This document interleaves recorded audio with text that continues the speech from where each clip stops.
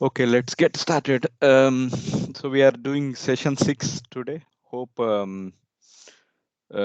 these sessions are still funny. If you don't feel it funny, interesting, let me know. I like to hear honest feedback and try to improve. I try to make it interesting if you want something different.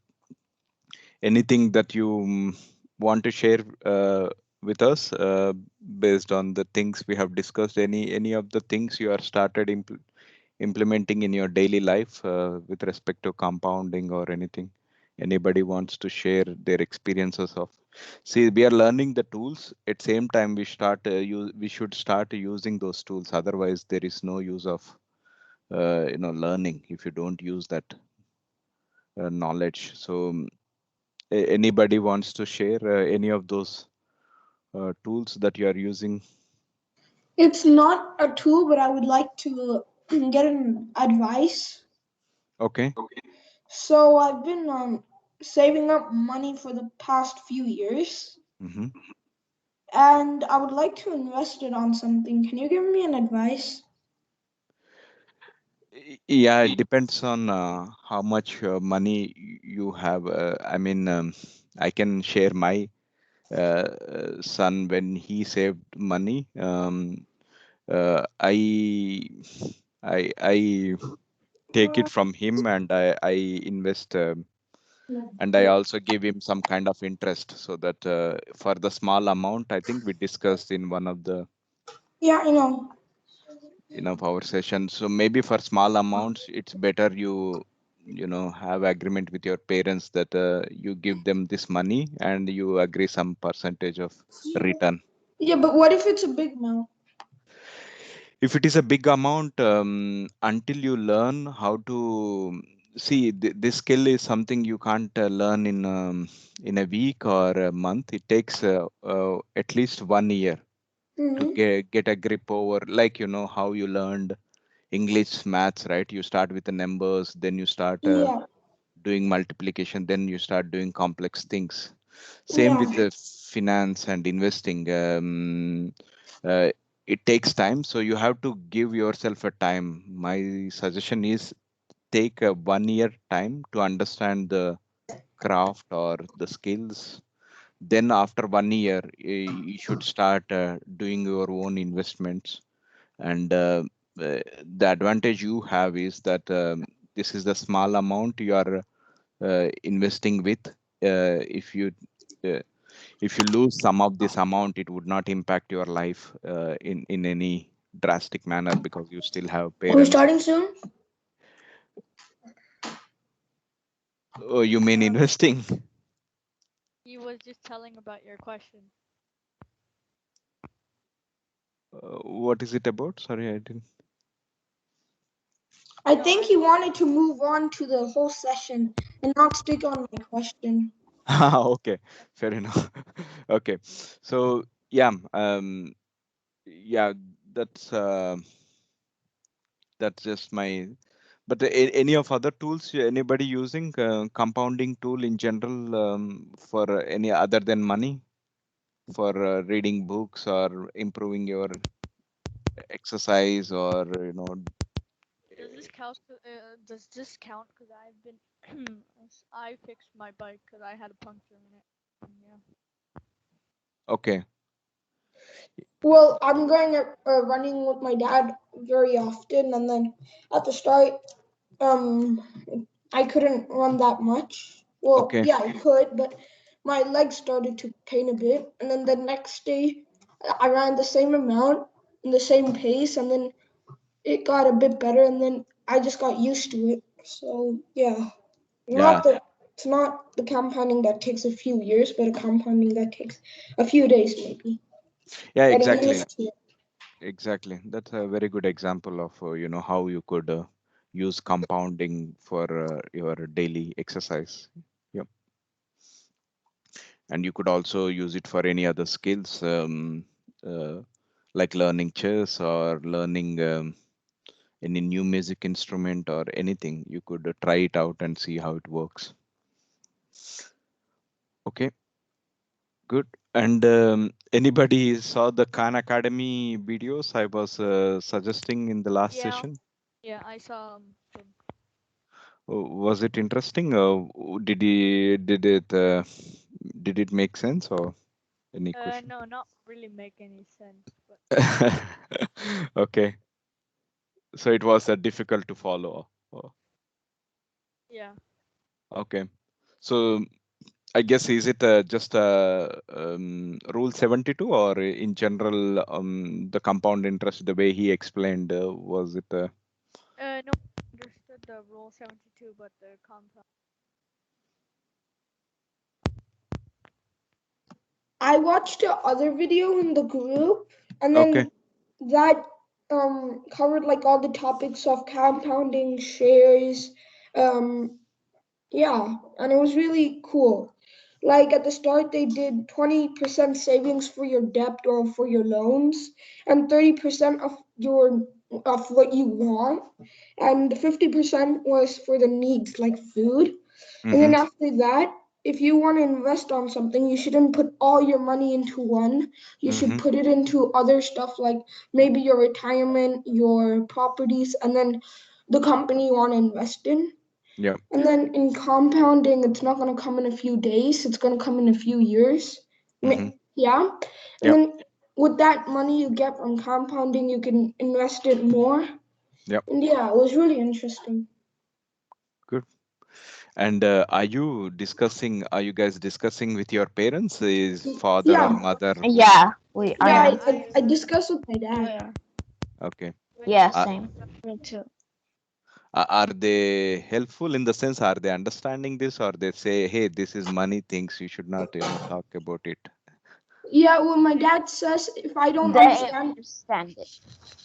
They understand. my dad understands, and if he says I don't understand anything, I can ask him. So I think it's really helpful. Okay, good. That's good. Lucky that you have good parents. My parents, they never understood this, so I never had a chance to discuss with them. So I was always learning from the books. That was always my friends, favorite parents, and everything. But it's good that you are discussing with your parents and they are helping you. That's a lot of advantage you guys have. Okay, let's jump into session 6. I just realized we went too fast on some of the things, and then due to this video was not playing in early sessions, I skipped some of this. So we stopped at the assets and liabilities last week. We would continue that, but before that, I just want to share uh, how it all started. We just want to understand how this trading transactions, exchanging of goods, how it has started, and then we would also understand what were the different methods we were been using over many years. Mm, Comparing to what we use today. So we use uh, uh, electric money and paper money today. I guess when I say electric money, you all understand, right? When we Yeah, go to mobile pay. Yeah, Mobile pay. yeah, mobile pay or yeah, exactly. Google Debt, Pay. debt card, debit card, credit card, and paper money is the money that is printed on a piece of paper, or Yeah, it's a currency. So money you hold on to, and then electric money is the one with bank or in your debit card. yeah, exactly. So, but before this is the thing that is happening right now. But some years ago, if you go back, some years ago, we did not had electric money. In the sense, electric money started since 1920s. 1912 1920s, but if you go a bit further back into the history, uh, it was totally different way of exchanging the goods. There was no money. So we will spend some time today just to understand where it started, how the means of exchange evolved over the years. It's very important in general. I know. I guess you are all studying history in your school curriculum, right? Yeah. Yeah, Yeah. We're studying about the Silk Road. we're Okay. studying about the Nile in ancient Egypt. Okay. See, in general, in my view, history is very important tool or area that you could also use in the investing, right? So you could always see how the finance investing has evolved over the years. That's always important tool to understand. So let's go back to the history, but in the history we would look purely from the finance angle. We don't look from the cultural angle, war angle. I guess when you are studying history, you have a specific angle or lens that you would see the history of, right? You would see either from the wars angle, Yeah. so you would see what are the different wars that happened over the years. You would also see from the revolution angle, you would see how many revolutions happened in over the years, civilization, how it has evolved. So there are different lens that you could use to see the history. The lens that I am using today is the money and exchange and finance, how it started, so let's So see. like, So do you yeah, mean like if yeah, you're saying it like you look from a different view? exactly. So So one, uh, so like there's two fronts, Eastern and Western front. So like in our class we only did the Western front, but and left out the Eastern. yeah. You mean like that? No, I think I mean totally. Yeah, I mean totally different angle. It could be Western Okay. or Eastern, but the angle of looking at is the trading and exchange. Okay. It's Uh, like the way we interpret the video. yeah, exactly. And see, overall, this the whole history comes in multiple flavors. So we could or multiple layers. You could interpret, and it also I think you know this, right? We have a lot of bias with respect to history. When you are in Denmark, when you're reading about Danish history, the historians has a bias because they always write history based on their country favor, right? If you go to Sweden, read their history, they would have a different bias. So you need to remember that every history has certain bias. But I guess, do you understand when I use the word bias in the sense of English? Bias is something.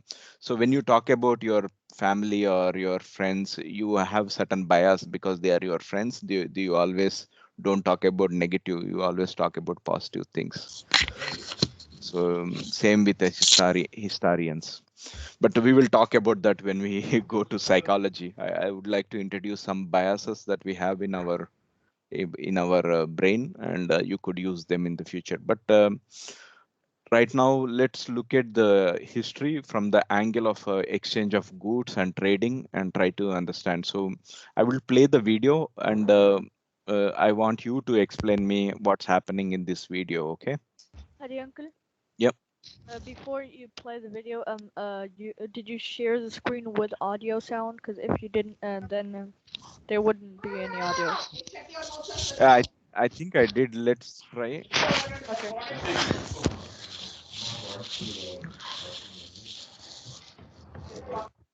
No, you didn't. Okay, good. No, I can hear it. I can also hear it.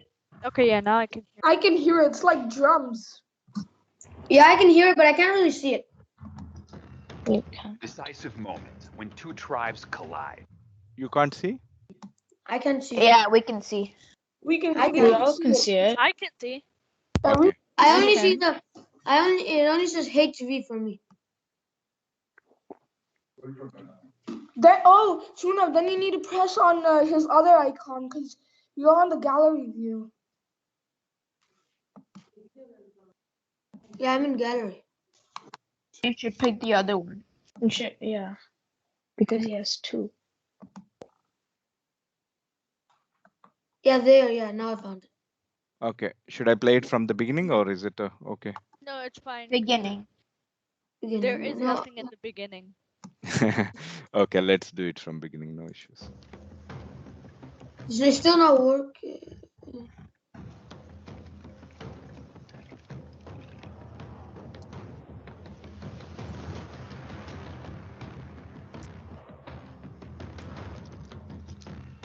The decisive moment when two tribes collide. Each side has something the other side wants. For tens of For thousands some reason, I still can't see. like this threaten to end in a bloody fight for domination. But now, there is another way. Namad.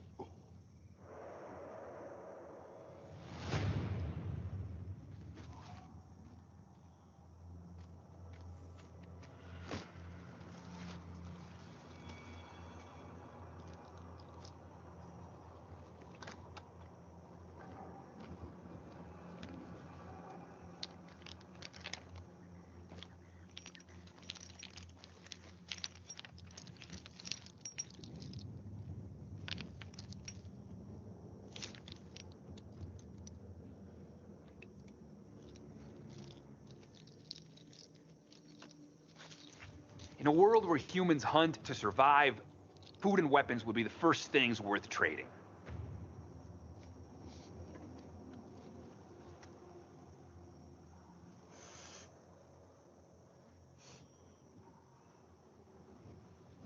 Mai. Shengunga Tatu.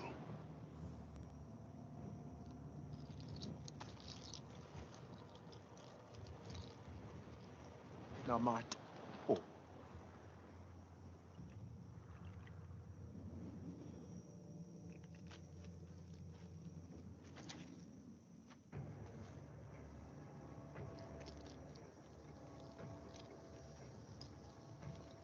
Awak. Taga. Shangang. Look. What?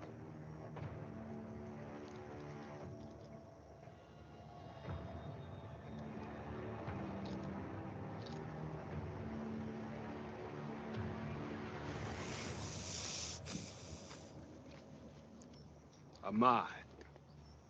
Hual Nuaiska. Bunsasu. Charatama.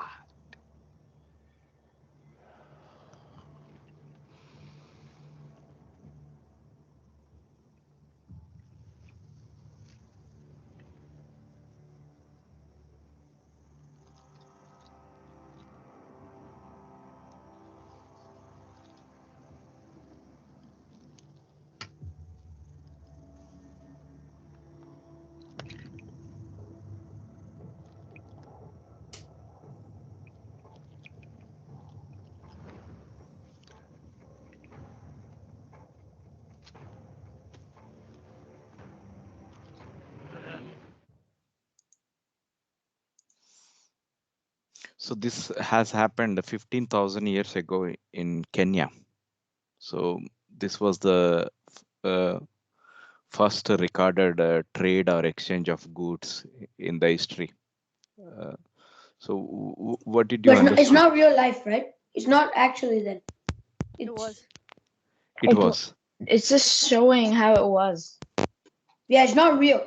No, It it is is real. They're just happened showing how it was lovely. 1,000 years ago. Yeah, but this it's not wasn't the real taken trade. It's 15,000 It's not years the ago. real one. It's not the real one. Yeah, Tuna, it cannot be the real one. They didn't have cameras back then. Yeah, that's what I'm saying.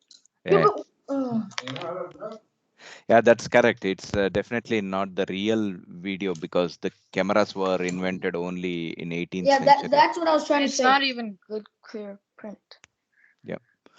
So this is this I took the extract from the National Geography, the program name called Origins. So there you can read about the different Yeah, I used to origin. watch that. It's like where, so like they have one item and then they explain about where that item came from, and then what happened, where it is now. Yes, that's correct.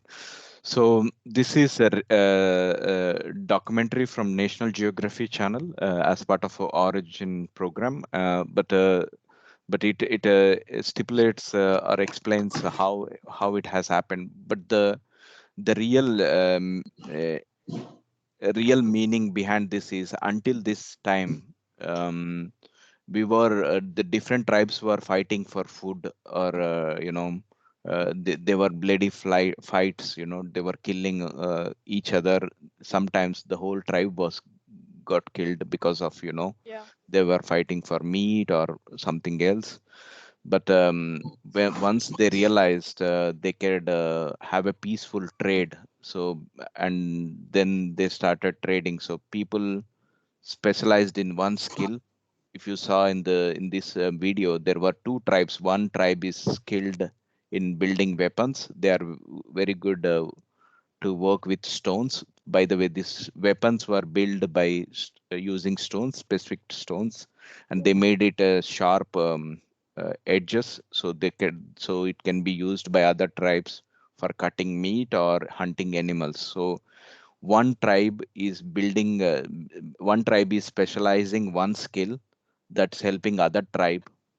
Then at the end of the day, both tribes are exchanging the benefit of the skills. One tribe is expert in hunting food, so they are exchanging the meat for the weapons that the other tribe is building, w- on which they are the experts. They are experts in building weapons, stone weapons.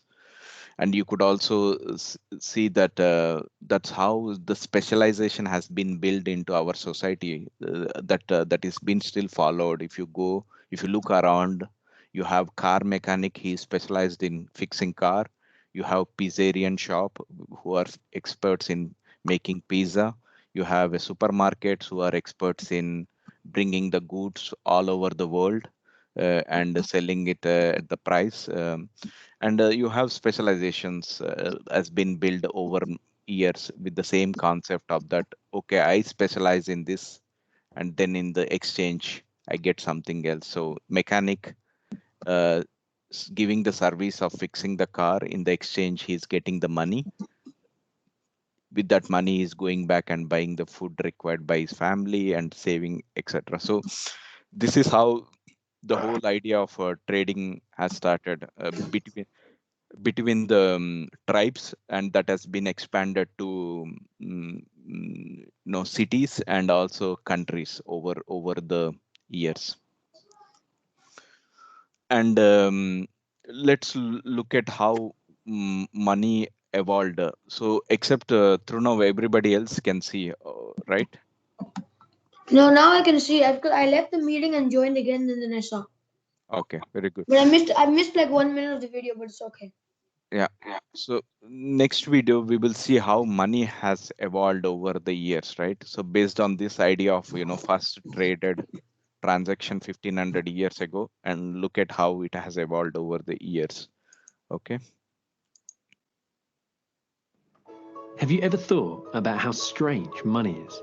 Small pieces of metal or paper passed from person to person, traded for food or clothes or robotic vacuum cleaners. Today, we don't even need anything physical at all. As technology has improved, money has become a stream of ones and zeros, endlessly circling the earth. How did this happen? Let's find out as we discover the evolution of money. Thousands of years ago, before money existed, humans relied on a system of barter. If you were a farmer, leftover crops could be traded for clothes from the tailor or beer from the brewer. In ancient China, instead of breaking their backs carrying hundreds of items around with them, people began to carry small tokens that represented the items they wanted to trade.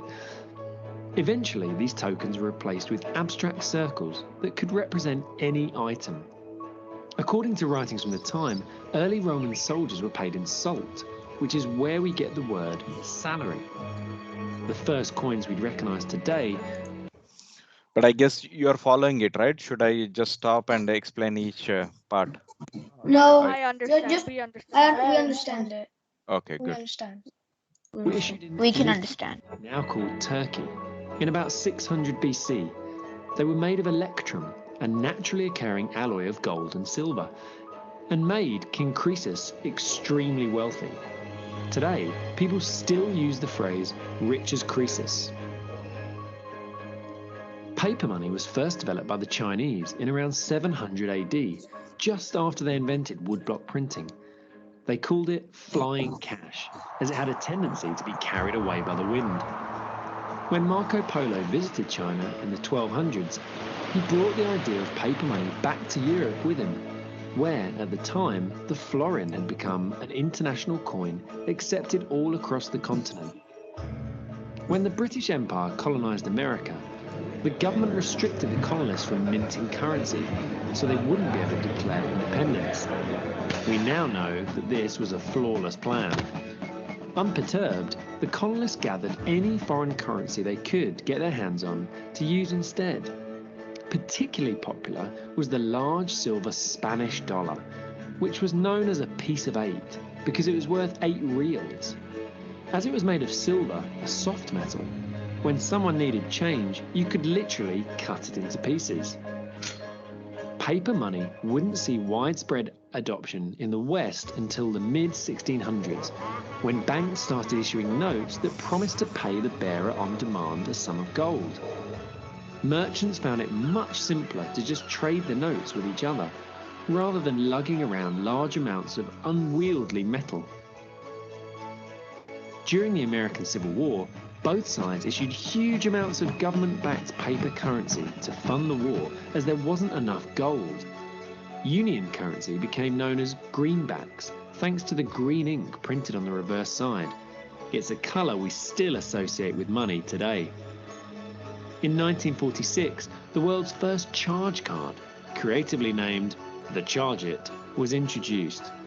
It was limited compared to modern credit cards, but proved such a useful idea it would lead to the Bank Americard, now known as Visa, and MasterCard. Money finally entered the digital age in the 1980s with the introduction of automatic teller machines, or cash machines to me and you, personal identification numbers, and debit cards. As people began surfing the World Wide Web, electronic money services emerged, giving customers an alternative to traditional banks. In more recent times, a new phenomenon has evolved: cryptocurrency. You may know it better as Bitcoin. The type of currency is decentralized, meaning it is stored across the entire internet and is owned by no one. So, it seems we've come a long way from trading goats for wood. While they once dominated, banks are becoming increasingly less important to our daily finances. We started with a cashless society, and with the rise of chip and pin and contactless payment, cash is on the decline. What does the future hold? Will we cease trading in physical money and go completely digital? Or will we come up with an even stranger way of buying the things we want?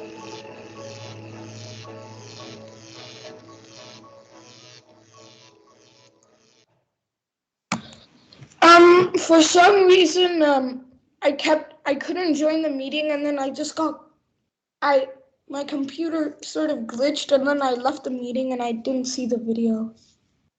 Yeah, that's okay. I think you could get the link, but I guess the rest of You can watch it after. yeah. But is everybody else able to see? Yeah. Yeah. Yeah. Any questions? I guess it was, but the basic idea that you need to understand, I think we would cover them in upcoming slides. But the basic idea is the means of exchange has changed over the time. So we were exchanging in terms of goods. Then it became coins, silver and gold. Then it become into a currency, money, paper money. And you also saw that It started in China, and the idea brought into Europe during the 12th century. By Christopher Columbus. By Marco Polo. Yeah, exactly. Marco Polo. Yeah, Christopher Columbus went to US. I don't think he was getting this idea from China. Oh, sorry, I meant a Marco Polo. Yeah. So and then yeah, then we saw how this is been adopted across the, and due to this currencies, we also had so many wars in the history. So if you look at the wars from the financial lens, you would get interesting facts. There are very few historians who look at the history from the financial angle. But there are quite a lot of books written in this subject if you are interested. But you can see World War II. It was also impact of World War I by Germany due to the hyperinflation. The currency become hyperinflated. I think we will learn these terms, but the basic idea is, money, value of the money changed the history drastically. Some countries went into a war, and some countries they are being destroyed also. Do you know any other country right now they are in the edge of destruction due to currency? Currently, No. right now in the history, right now in at this present moment. I don't know. Maybe Syria? No, Is it Sudan? no.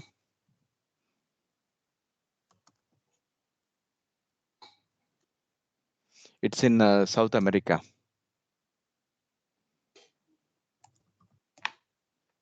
Colombia? Venezuela? Venezuela, yes. Yes. Oh yeah. So Venezuela going through the same situation which Germany went through after World War I. It's called hyperinflation. So when the hyperinflation happens, it's crazy that if you want to buy a chocolate, you have to, they would weigh the currency with the weight of the chocolate. So because the currency does not have any value. So Didn't Germany have to pay a lot of money in World War I because they caused a lot of destruction?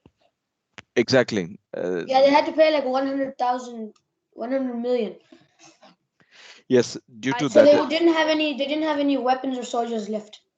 I thought it was money. No, trillions. No, it Yeah, wasn't trillions. Was it?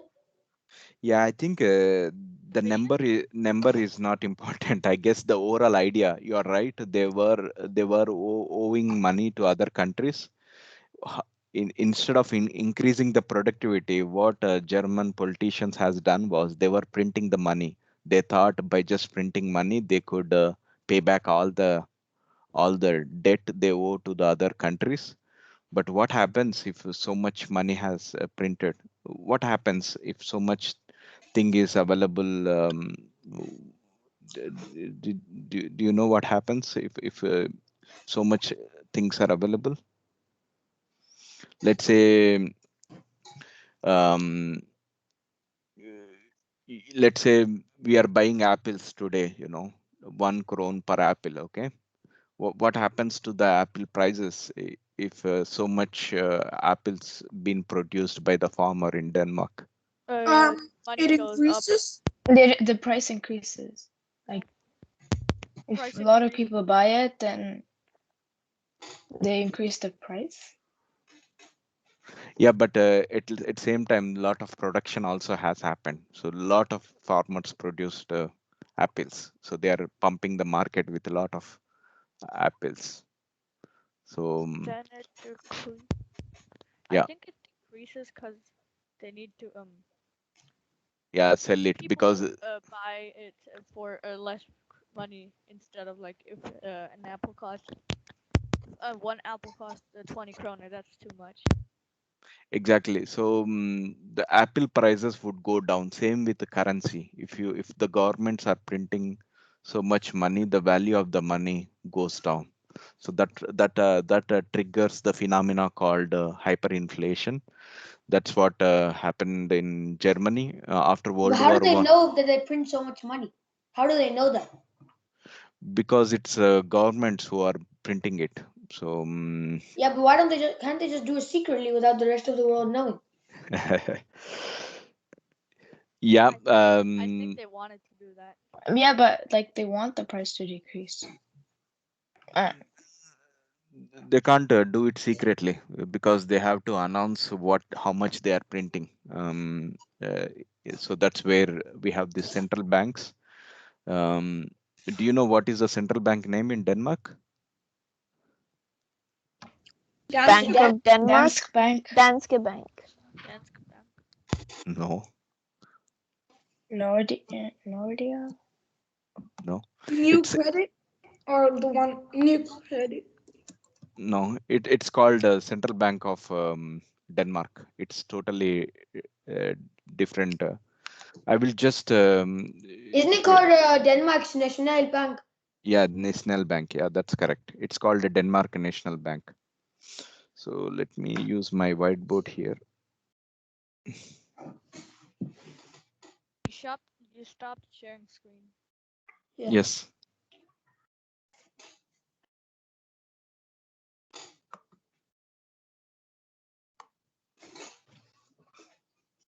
Can you see it? Yeah. Yeah. Yeah. I see your phone. It's a tablet. Oh.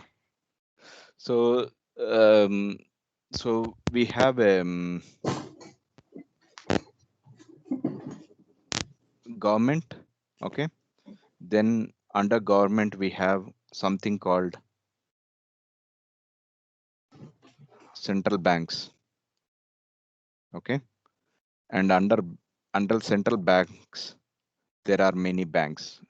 Like somebody was saying Danske Bank. Sparkassen Fyn.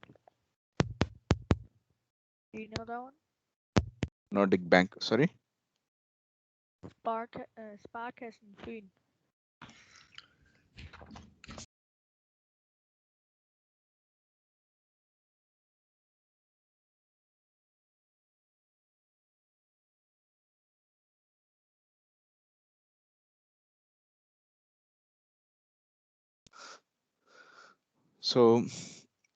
So the government instructs the central banks to print the money, and the money that is being printed by central bank is supplied to these individual banks. Okay. And under individual banks we have customers. So this is individual, like you and me. We are the customers of the banks. And then we have businesses. Businesses could be small business or big businesses. Why do you think businesses goes to bank? For loans, for the bank, for the business. Exactly. So this money that government approved central bank to print, that goes from here to central banks, from central banks to the banks, Danske Bank, Nordic Bank, so and so, Nordea Bank, so and so. From there it comes to the individual, like when we take house loan, individuals takes a house loan or car loan, so and so. And some people also taking loans these days for buying tablets, phones. So it's crazy out there, people. Yeah. Go ahead. Does count or no? I have a question. Mm-hmm. If you buy a house, do you need to get a loan from the bank? Can't you just pay all your money you have? Yeah, but then what are you gonna do for your living? No, let's say you're a millionaire and you want to buy a house and it costs 5 million and you have that money. Do you Yeah, need but you're not allowed to pay all the money at once. Why not? Yeah, it's I don't know. it's also allowed. you need Because to you take also need to into account your monthly expenditure. and stuff like that. Yeah, I think this borrowing money, buying houses is a recent idea. It started from 1950s and 60s. If you go back in 1930s, or maybe you can ask your grandparents when you talk to them during the weekend, hey, grandfather or mother, whoever it is that you are talking to, how did you bought the house? Then they would say, we paid all our money. We never went to a bank. We never borrowed a single penny from anybody because they saved money and they they build a house with the money. They never borrowed. So you are right in the sense, if you have a money, you don't need to borrow. There are, I know some people, they don't like borrowing money, so they buy things with the money they saved. Of course, it takes some time for them to buy things, but they like that idea comparing to borrowing.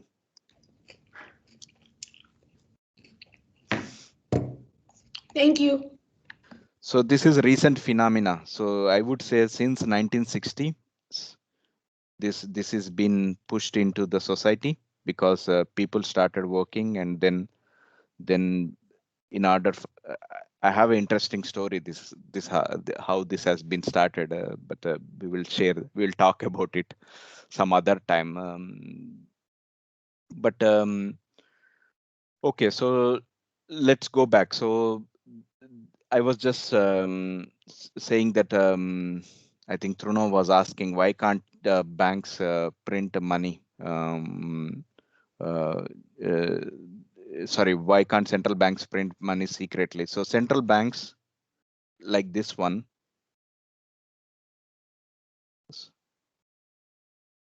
somebody, guess if you want to ask, you could ask it here. You don't need to type it in the chat. Somebody have a question? No, No, it was not that. It was because somebody sent something by accident. So then I didn't understand what they meant. So then I asked what, and then he just said he sent something by accident. Okay. If you have questions, you can ask here. You don't need to use chat function. Okay. So this is one government. This is Denmark, right? Similarly, you have for other countries. You have for USA central bank. India has similar setup. You probably heard that Europe also have similar setup. It's European Central Bank, European Central ESB they call. So every country has a central bank.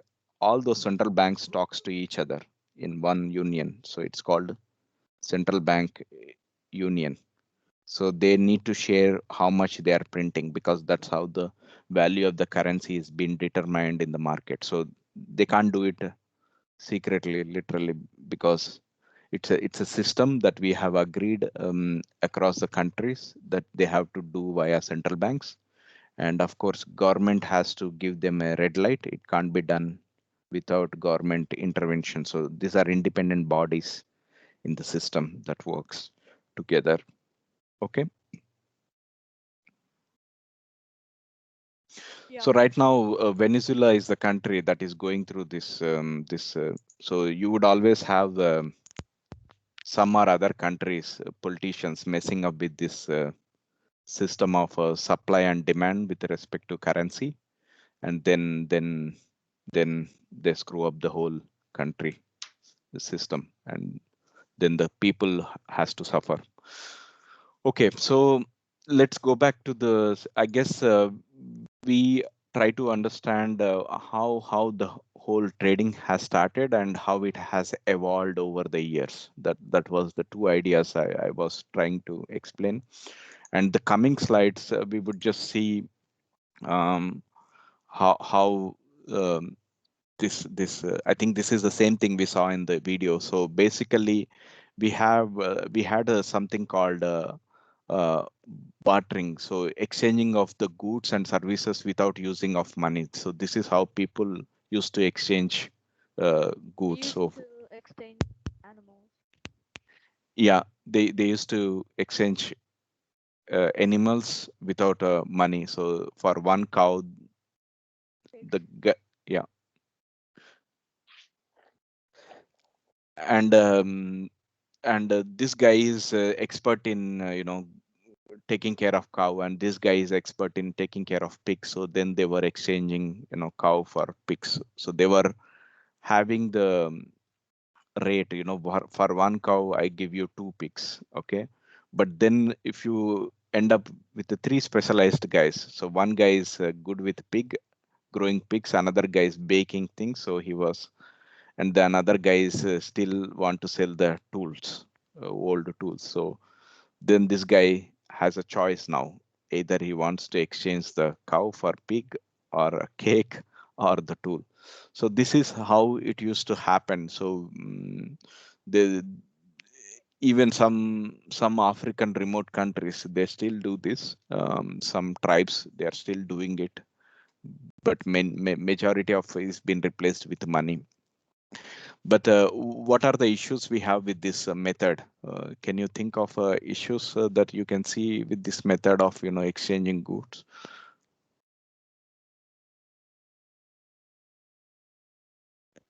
The first issue is that the fair value of the goods that the guy wants to sell. For example, in this case, farmer wants to sell cow, but he don't think one pig is enough, or one cake is not enough, and one tool is not enough. So that's where this this um, this this system has a limitation, that they can't just exchange. And then they replaced over the years with money, as you can see. But we also had current coins, as you saw in the video, that for some time in the history, people were using the coins as a means of exchange. The another problem we had with this system is that carrying goods, right? Suppose if I'm a wheat farmer, produced 1,000 kgs of wheat. If I want to exchange something for wheat, I have to carry this 1,000 kgs of wheat all around the market, or some places where I can exchange the goods. That's also created a problem, because every time I have to carry 1,000 kilos everywhere, and then carrying that 1,000 kilometers by means of horse or camel or elephant, whatever the carrier that the farmer is using. That's the inefficient way of doing things. So they ended up going to a um, head of the government, or head of the king, or treasury, we call it, right? I think that's the name they used to use. They used to go to treasurer, and there they used to deposit this whatever they have produced. So if I'm a farmer of producing wheat, then I would take the 1,000 kgs of wheat that I have produced, and go to the treasurer and deposit my 1,000 kgs of wheat. And in the exchange, treasurer writes me a note saying that this guy have 1,000 kgs of wheat as a note. Then I can take that note and exchange the goods. It's not a money, it's just a note issued by the treasurer. This used to happen in China. It started in China, actually, and then Chinese emperor or the king used to have authority to issue the notes. So that's how they used to exchange the goods. So they don't need to carry the goods all the time. It's a heavy, and you can't carry. And then they introduced, instead of notes, they introduced the currencies for the small exchange. So like the silver coin example you saw from Spain, Italy, that they used to use this silver coins. But again, the problem with gold and silver, I think you probably saw it in many movies back in days, that when Britain or Spain wants to buy something from India or China, for example, from India they used to buy pepper and spices. From China they used to buy silk cloth. So when they want to exchange silk cloth or tea powder, when they want to exchange the goods, they used to carry a lot of gold for exchange, and those ships either got synced in the time while they were sailing through the sea. So it it has so many issues, and people were were trying to steal the gold and silver while they are carrying. So so many issues with this. Joseph, Yep. could it also be that they were raided by Mongols? Yeah, exactly. That's also one another challenge it had, that um, yeah, bad guys can easily get capture of the ship and get hold of. I mean, we had some islands that were you know uh, that were trying to capture these ships that are carrying silver and gold. So then we have this currency that is been introduced. I think you saw it in the video, and this is the hyperinflation that we have talked about. And currently in Venezuela, if you want to buy a chicken, they weigh the chicken with the money. They don't even count the money anymore because it does not have any value. So they just weigh the money instead of counting. So if you want to buy a chicken, you need to have a some weight of the currency in the exchange. So that's how hyperinflation, you know, comes. I think you need to, if you want to see, this also happened in Germany. Uh, After World War One. So we see hyperinflation has been happening again and again in history for some countries. Then how do they buy houses and cows and these type of things? Yeah, when the hyperinflation happens, then they throw the currency out of the window. They don't care about currency anymore. They go back to the old system. So they exchange the things. They come with artificial values for the things. So if I have a cow, if I want to exchange with pigs, I would say in the market right now it's a 4 pigs equal to 1 cow. So they throw the currency idea out of the window, and then they go back to the traditional. Uncle, Yeah. could you explain what inflation means? Yeah, inflation. I think I need to take a whole session for inflation, because inflation is something, it loses the value over the time. That's a basic idea. So, for example, when I was a kid, for one rupee, I could easily buy 4 ice creams. 1 rupee is 1/10 of DKK, right? Danish krone. So 1/10 value of Danish krone, I could easily buy 4 ice creams. But now, for 1 rupee, same So ice cream you mean costs. like one ice cream is equal to 25 paisa? Yeah, exactly. But now one ice cream, I need to pay at least 25 rupees. So it's 2.5 crore. So what does that means is, over the value the currency, over the time, the value of the currency has been depreciating. How it is been depreciating? Because of the inflation. So this is the one idea we need to discuss in the upcoming session. How and that's a one basic idea why we are doing learning this investing, because we don't want our saved money eaten up by inflation. Inflation is something, you need to imagine a kind of a creature that eats up the money, like uh, pest that eats the farm, right? Same way, you need to imagine inflation is kind of a creature or insect that eats up your money. That's the idea you need to remember. In order to avoid that inflation, we have to make a better returns than the inflation. That's the whole idea of why we are learning the investing. But I will take one session only for inflation, so we understand the idea. Okay.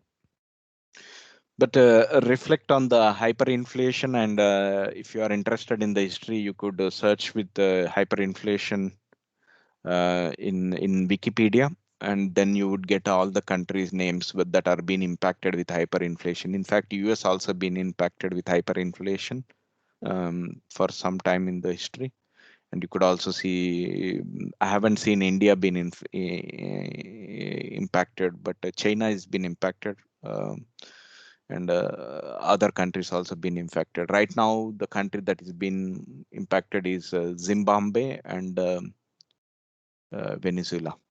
Right now, Zimbabwe and Venezuela. yeah, Also Zimbabwe. yeah. I think they were going through this hyperinflation. I don't know at this point of time, but if I remember it, 6-8 months ago, they had a huge issue with the value of the currency. So they all of a sudden lost the value.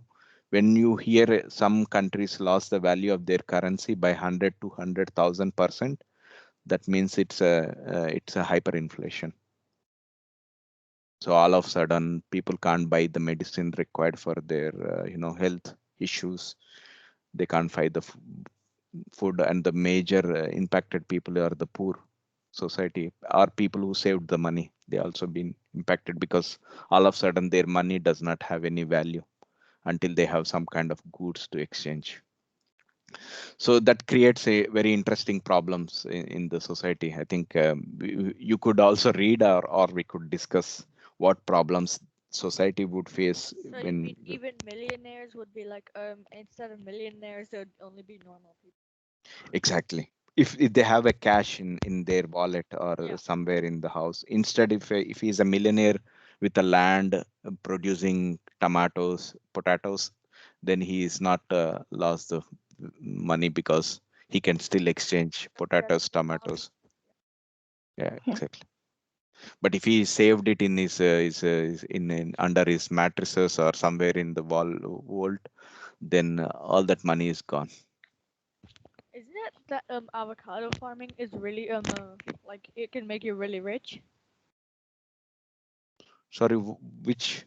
Avocado farming. Yeah, but any craft, in order to produce it at a optimum level, you need a environment, any agriculture craft. So it can't grow in this. So if you can get I think South America is a very good place where you can produce avocado, and it also drinks up a lot of water. So you need to have a lot of water to produce avocado.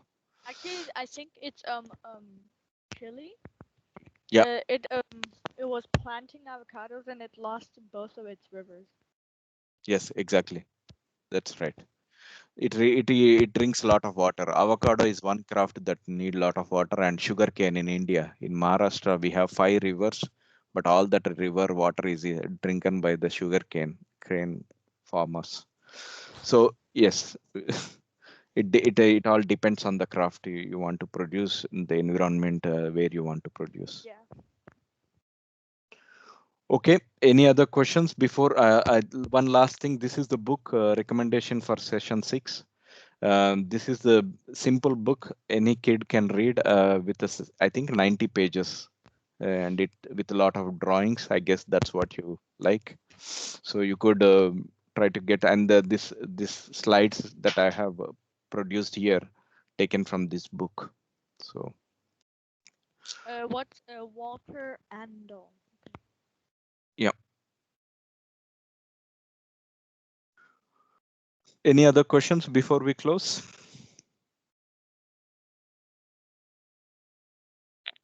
If not, then wish you a good Sunday, and we'll talk again next week. Oh, what about if you can't book? You can buy it in Kindle store, as I showed you last time. Okay. In India Kindle store, you could easily buy it from the Indian Kindle store.